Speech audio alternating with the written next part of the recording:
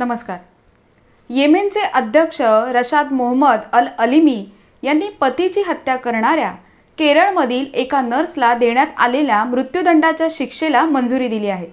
त्यानंतर भारत सरकार निमिषा प्रिया या नर्सला शक्य अशी सर्व मदत करणार असल्याचे परराष्ट्र मंत्रालयाने सांगितले आहे। तलाल अब्दो महदीच्या संपूर्ण हत्येचे प्रकरण नक्की काय आहे जाणून घेऊया।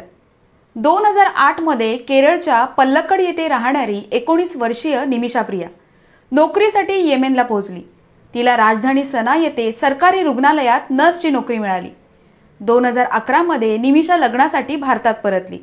तिने कोची येथील रहिवासी असलेल्या टॉमी थॉमसशी लग्न केलं आणि दोघेही येमेनला आले। इथे थॉमसला इलेक्ट्रिशियनच्या असिस्टंटची नोकरी मिळाली, पण पगार खूपच कमी होता। 2012 मध्ये निमिषाने मुलगी मिशालला जन्म दिला, पण येमेनमध्ये जगणे कठीण झाले। 2014 मध्ये थॉमस आपल्या मुलीसह कोचीला परतला। तिथे त्याने ई-रिक्षा चालवण्यास सुरुवात केली, तर निमिषाने तिच्या कमी पगाराची नोकरी सोडून क्लिनिक उघडण्याचा निर्णय घेतला। पण येमेनच्या कायद्यानुसार निमिषाला स्थानिक जोडीदाराची गरज होती। यावेळी निमिषाची भेट कपड्यांचे दुकान चालवणाऱ्या महदीशी झाली। महदीच्या पत्नीची प्रसूती निमिषाच्या हातून जानेवारी 2015 मध्ये निमिषा मुलगी मिशालला भेटण्यासाठी भारतात आली होती। तिच्यासोबत महदीही भारतात आला होता। या दरम्यान महदीने निमिषाच्या लग्नाचा फोटो चोरला। नंतर महदीने तो फोटो मॉर्फ केला आणि निमिषाचा नवरा असल्याचा दावा केला। क्लिनिक सुरू करण्यासाठी निमिषाने कुटुंबातील सदस्य आणि मित्रांकडून सुमारे 50 लाख रुपये जमा केले। नंतर येमेन गाठून क्लिनिक चालू केले।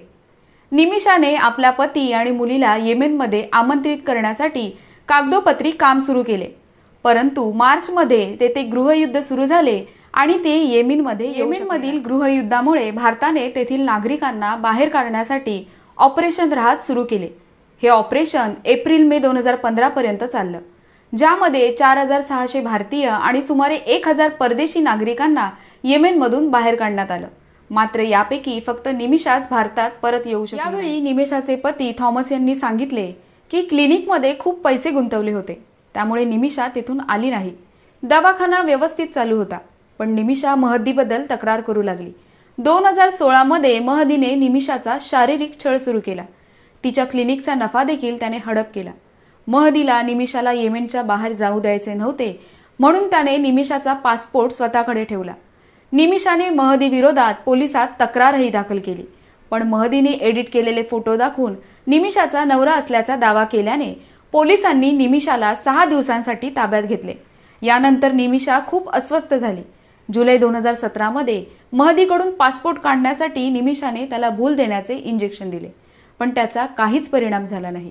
मग निमिषाने महदीला ओव्हरडोस दिला, ज्यामुळे त्याचा येमेनचे अध्यक्ष अल अलिमी यांनी मंजुरी दिल्यानंतर 1 महिन्याच्या आत मृत्यूदंडाच्या शिक्षेची अंमलबजावणी केली जाऊ शकते।